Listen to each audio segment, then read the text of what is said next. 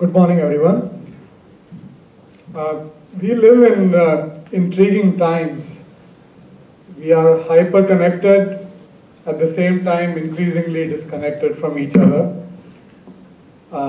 When we drive, we seek guidance from above, but in our life's journey, probably we don't quite get the time to seek as much guidance. So we had the privilege of listening to His Holiness till now. We now have an eminent panel of people here who bring very strong perspectives from the business world. So it truly should be an enlightening discussion today where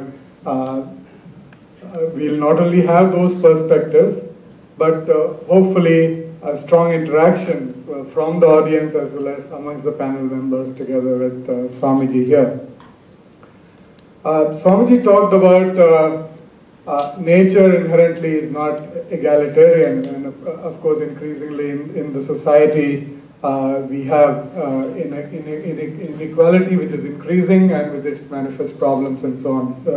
So I'd like to start with Gautam and ask him to share his perspectives, and more so he's increasingly getting into the world of social enterprises and so on. So Gautam, why don't you start?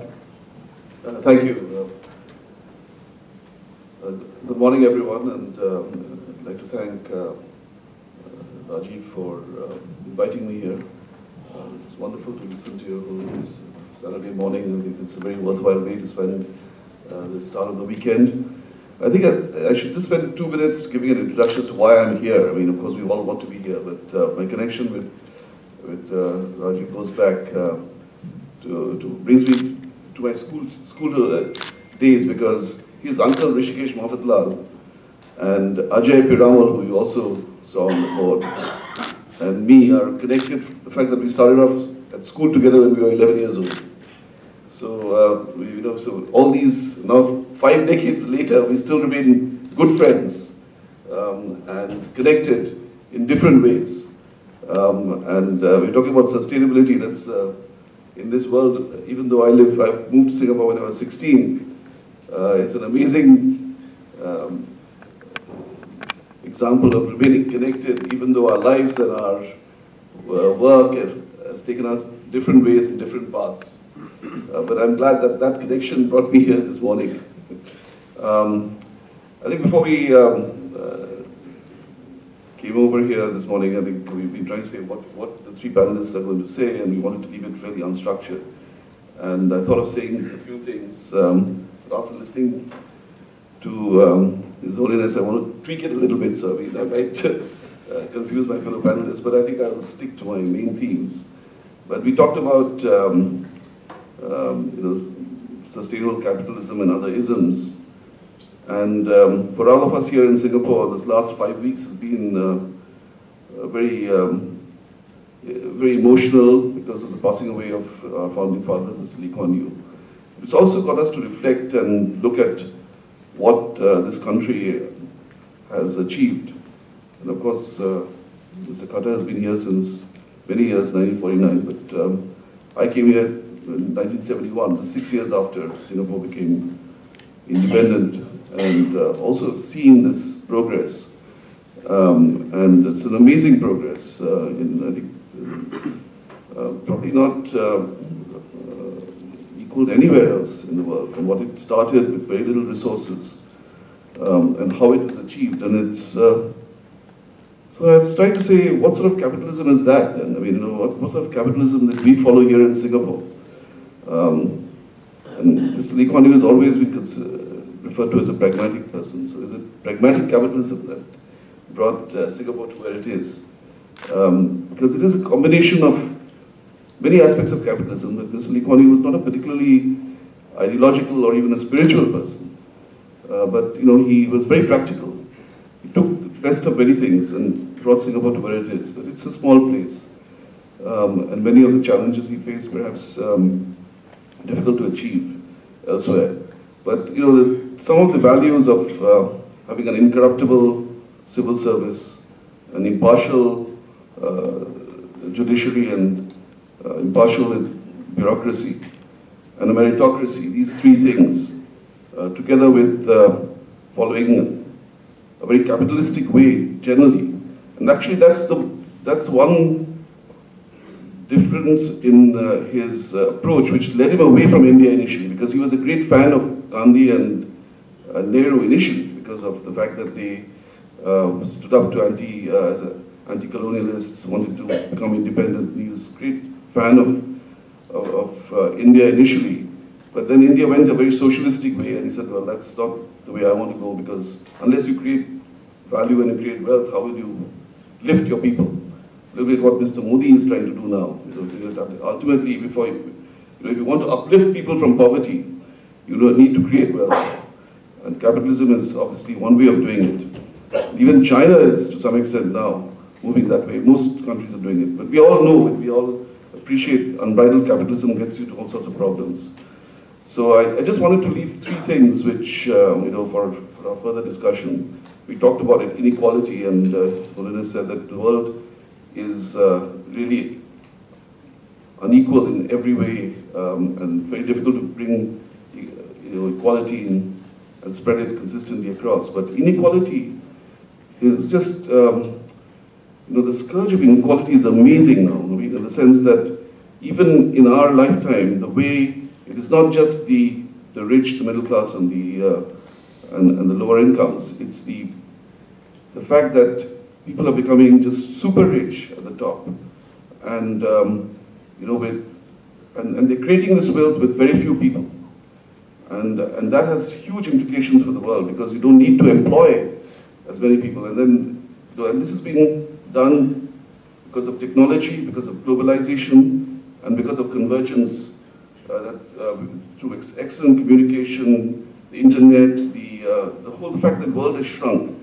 And this inequality is only going to get more and more, unless we do something about it. Because, once you don't need to employ and hire people to do the things that create wealth, that's going to be an issue. The other thing is demographic trends are also very worrying, in the sense that people are living longer, and the fact that people living longer, how do we take care of them, especially if they have also not worked for large parts of their life, because that's what is happening. Unemployment is becoming systemic in even places like Europe. How do you then look after these people? So these two items are big issues that the world has to face. And within all of this, how do you give equality of opportunity to people? So I think some of the things that resonated with me, try to listen to His Holiness, this trusteeship concept is a very important concept. I mean, if people realize that they're only here for a very short period of time, and that they need to leave this place better than what it was when they came in, that will be a long way towards trying to get this whole thing of capitalism, put it in its context. And you do this by somehow putting this in the DNA of companies. And I've seen, we saw Ajay Piramal out there talking to people in these sort of forums. In his own company, he's trying to get this into the DNA of his company by having his core values of action, care, and knowledge. These are his three core values: knowledge, action, and care, built into the DNA of every employee. And that way, saying that it's not only about making profits, it's about, obviously you need knowledge, you need empowerment, you need innovation, you need entrepreneurship, but it's care and trusteeship. The trusteeship is built into those values, which hopefully not only makes better business sense, but also makes more sustainable capitalism. Thanks, Gautam. I was Googling some things around spirituality and capitalism, and I came across some interesting things. It turns out that there is actually a new breed of people who call themselves spiritual capitalism consultants. Fair number of them, I think, they seem to be doing good work, but spirituality itself is becoming business as well, as I'm sure we all we know of those examples and so on. But anyway, that takes me to the concept of capitalism and the limits to it. And Dane, you come from the land of capitalism, or you grew up in the land of capitalism, so would like to hear your perspectives on that. Yeah. Thank you very much. It's very nice to be here. And thank you, Your Holiness, for your comments. I was very impressed and inspired with the messages that you sent and the clarity with which you delivered it. As was mentioned, I grew up in the U.S., and I moved to Asia about 21 years ago. I moved to Hong Kong, and I've been in Singapore for 18 years. And when I grew up, I suppose you could say I grew up in a world of black and white, and I don't mean in terms of the ethnicity of people, I mean in terms of the clarity of idea, in the sense that it was very clear, and I was very idealistic about how things were and how they should be. Of course, in school, I learned about the spectrum that was discussed earlier today. And at home, growing up in the US, I suppose my guiding lights of how I thought and how I lived my life were Christianity, democracy, and capitalism. And they were all kind of blended into a mix. And as I've lived my life out here and had my experience, I've seen that there is no black and white. There are different shades of gray, and that none of those elements that I just mentioned are inherently good or bad. And it's not about rules, and it's not binary. There's something in between. And the reason that I'm here is when it comes to that third pillar of capitalism, I've been seeing more and more, and I'm an analyst professionally, I've been seeing problems and challenges that are concerning to me. And I'm questioning capitalism more than I have ever before. Because I see this massive disparity between super rich and everybody else. And that gap is changing and growing exponentially in a very, very troubling way. I saw a stat, I don't know if it's true, that the 80 wealthiest people in the world have something like 40 or 50% of the world's wealth. I think we can all agree that's not a good thing. So I've been seeing these disparities, and I've also been thinking about where will this system lead? So if you look at, economically speaking, in the West, you had let's say over the past 40 years, you had blue-collar jobs be decimated and move to the East. Those blue-collar workers have had to adapt and evolve, and in some cases they could, in some cases they couldn't. In Western Europe right now, you have a big problem, and in the US to an extent, a problem with employment. How do you employ people? You have a lot of very smart kids who are graduating from great universities and they can't find jobs. Places like Spain and Italy and Portugal and in the Middle East, if you look at Saudi Arabia or the Gulf states, you have very, very well-educated, rich people, and they're not employed. And as I look at automation and where it's heading, I see an environment where white-collar jobs could be automated out of existence. Google and Johnson & Johnson just signed an agreement to work together on robots to perform surgeries. After the Germanwings tragedy, people were talking about whether or not pilots should have drones.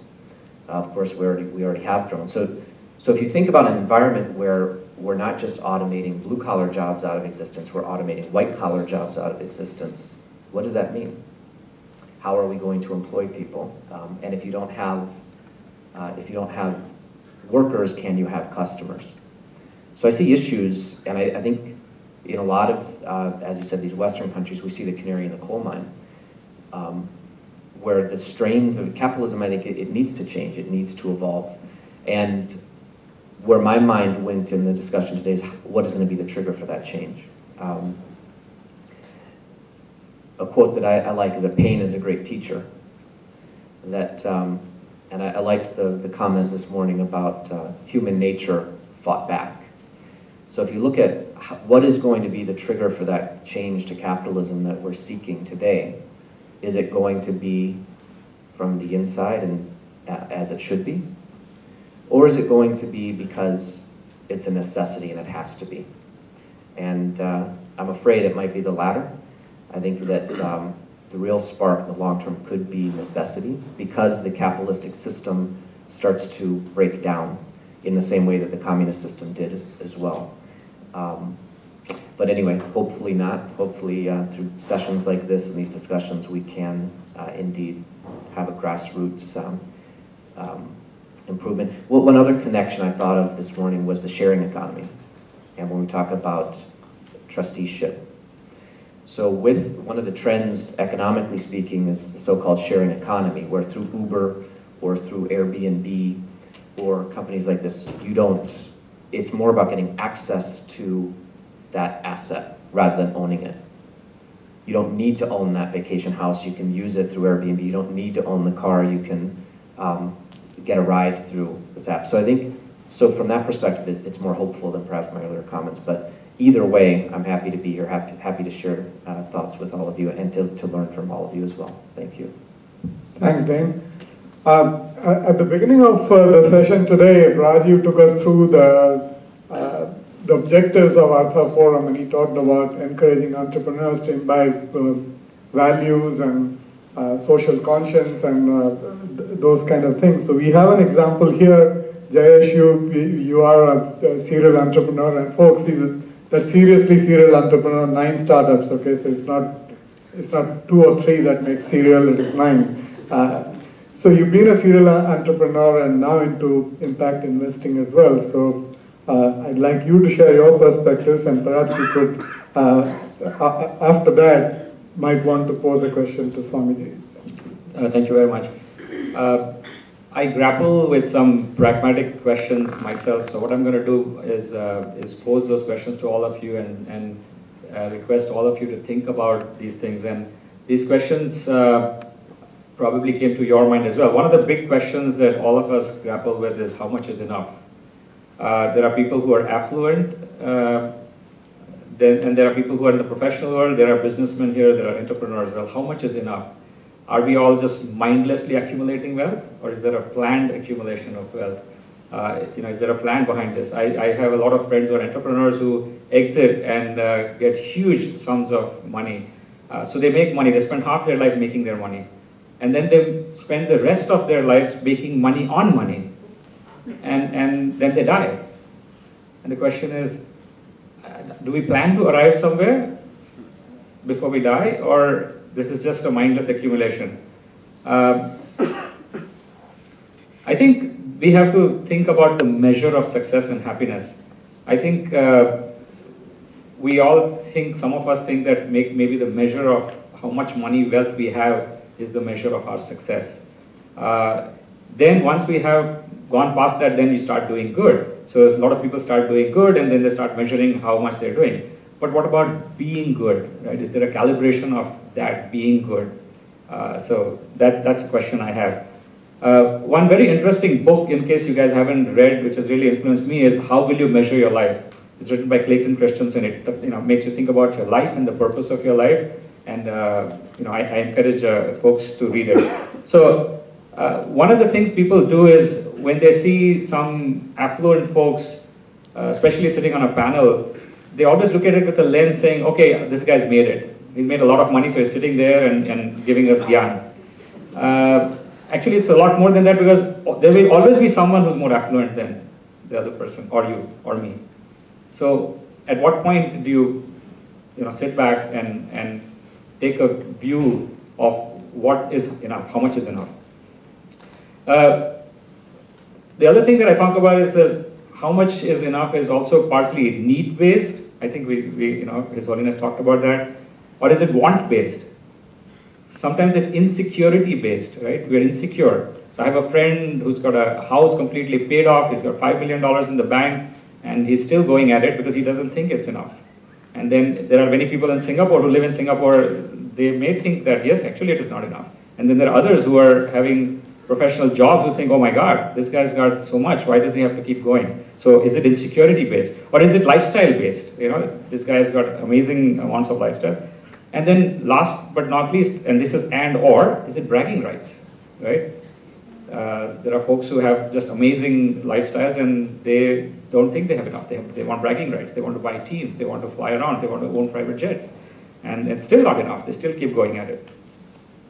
So do we or should we plan, right, to arrive? The other thing that many of us might have read is about what makes us happy. There's a research that is being done. And there's a lot of discussion about material spending versus experiential spending, right? So you can pose that question, right? I mean, is material spending bringing so much happiness? And then, of course, if you pose that question to the fair ladies in this audience, who say, well, would you rather have a solitaire or would you like to go on vacation to Switzerland? Well, very likely the smart ladies will say we want both. Thank you. So my final comments is about giving, right? So all of us, in whatever accumulation of wealth we do, and after we go through all of that, there is this giving back in all of our minds, right? We live in a charmed life here in Singapore, and to whatever extent, whether you give $50 a month or $50 a year, or there are people who are giving away much larger sums of money, I personally I've discovered over time that there's an allocation of giving, and giving back to the community is in three parts. One is giving away, which is in terms of grant, what we call grants, which is you give away the money, good happens, and then they come back again, and you keep giving, right? So it's a one-sided, it's grant, charity. The second is loaning. So there are a lot of people doing micro loans. So you give a loan, some good happens, and the money comes back to you, and then you can cycle it over and over again. So that's another model. And the third model that I've discovered is impact investing. And impact investing is where you invest in equity of companies that are doing good. So it's for profit, doing good. And there are a lot of examples of that. There are a lot of funds, and this is the new hybrid. There are a lot of people like Acumen Fund, and there is Obedia Networks. Right? These are doing both the grant model as well as the impact investing model. And then there are angel impact networks which get together and they do it. And again, I just leave you with this thought to say that, okay, there's an accumulation of wealth and then there is giving away, but neither of them should be mindless. You should really think through that as much as you can. So that's my comments. And then to pose this first question,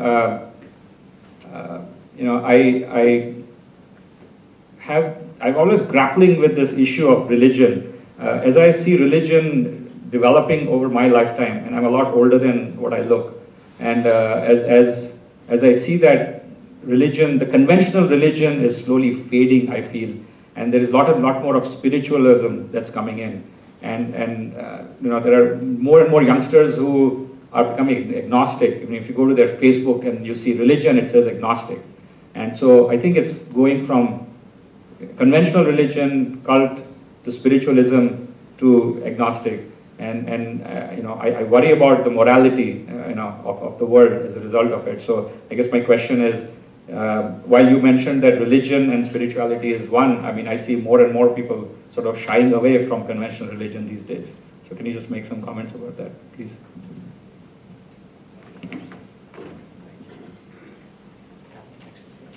Yeah, thank you for the question. As I mentioned in the lecture, essentially it is because having burnt our fingers, we are very cautious. We have seen the ill effects of religion being practiced wrongly, and therefore we ascribe the fault to the religion rather than to the practitioners of the religion. So I think, as I mentioned, we can't throw the baby out with the bathwater. Rather, we make some systemic changes. We try to understand what real religion is about. And I define spirituality as the essence of religion, that gives that religion meaning, purpose, philosophy, that brings people to a higher level than just a bodily designation of me being such and such a faith and somebody else being of such and such a faith. So when you practice your religion with that spiritual understanding, then you actually transcend the distinctions that arise between different religions. So if we have this broad understanding, then I think young people today will also take to the path of genuine religion. We don't blame them because that's what they're seeing in the world around them. So they come to this conclusion, they want answers. And perhaps another issue is that there isn't sufficient spiritual education. By spiritual education, I don't mean just religious education. That's part of it. But something deeper and higher. Then perhaps we would have a solution. Yeah. Thank you. So, Dane, your turn to ask the question. Yes. So are are you optimistic that this transition will take place, the transition to the environment that you described? How optimistic are you, and what do you think the trigger will be to make this happen, or how quickly will it happen if you think it will? Hope lies eternal in the human breast. So I'm hopeful, and I feel more hopeful when I see gatherings like this. This is a gathering of leaders of society, people coming in from different walks of life. And if the leaders, by leaders I don't mean only the political leaders, I mean leaders in every walk of life, if they realize the importance of this and they set the standards, then yes, definitely there is so much hope. So essentially the intellectuals in the society and the doers and achievers in society, if they take up to spirituality in a substantial way, and they, through their lives and through their words, disseminate this in the world, then I think it is definitely a possibility that is very real. Thank you. Before I invite Gautam to pose his question, so soon I'll be opening it up to questions to the audience, so please start thinking of the questions you want to ask, and Satpal, you too, after Gautam, in case you want to ask the question. So more so, you can see that the panel doesn't have any women in this. It's pretty obvious, we don't have. So I hope the women in the audience will make up in terms of the proportion of the questions that come and restore the balance somewhat. So Gautam, over to you for your question. I think what Swamiji said, there's so much truth in what he said about the fact that we need to be more need-based rather than greed-based, and this trusteeship thing. These are like many other things, like we talked about diversity. We all know we need more women on company boards, but that doesn't happen. So, all the the things which are really very vital for success, we all seem to know, that these are good things to do. And there was a question of how do we get there before we are forced, in a very, because of some catastrophe that we hopefully want to avoid. How do we get, whether it is organizations, countries, because I think having rule-based ways of forcing people doesn't seem to work. Sometimes they may just start the process. When in India, for example, now every company has to set aside a certain percentage for CSR, but is that the way to go, or how do we get this thing into people's DNA? Thank you. I'll use an Americanese. Talk it up. We just have to talk about it. Talk, and talk at various fora. And this is the process of education. Just as we have education in mathematics, physics, accounting, we also have to have awareness education, spiritual awareness education. When we speak about this, when we have more and more seminars and discussions and workshops and lectures and personal discussions, articles, books coming out, then gradually we're going to see a transformation. It's not about to happen overnight. But because education doesn't happen overnight. But this is the way to move. We have to educate people, and we have to make that transformation substantial and internal. Whilst I don't have any quarrel with the external legislative framework that is necessary. But through education we can bring about a very substantial internal change. Thank you. Satpal? No, I'll wait for the question from Flo. Sure. Okay, so now it's open to questions, and you're free to address your questions to His Holiness or to any other panel members. So quite a few. So there's a lady out there. So we'll start there. Okay. This how could I put it only 4 mics? Okay, go ahead.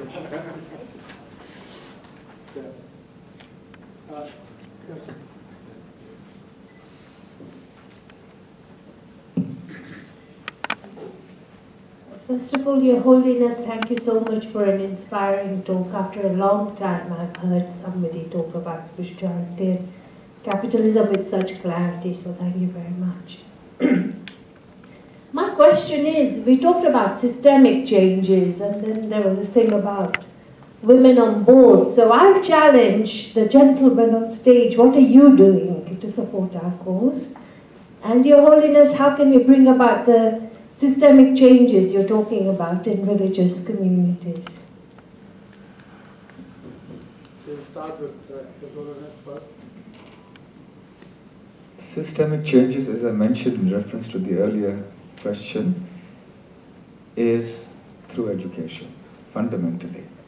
We may have revolutionary, drastic changes coming about sometimes, and that may also be needed in as much as surgery is sometimes needed. But if you can do with medical help rather than surgical help, it's always better. So therefore, education is the key. Education, not in a forced manner, but we have to appeal to the higher intelligence of people. We have to present things in a logical, rational manner and leave it to the good judgment of people to accept. And people are looking for something higher, so they will accept it when they find it reasonable. So that is the method by which we have to transform the world. Thank you. I think the question was directed at the panel as well, so instead of asking everybody in the panel to answer, maybe I can ask Gautam to take it in terms of... It's the privilege of the moderators, I asked you, so I'll ask... okay, Satpal, you go. I mean, you have the answer from Pujya Swamiji.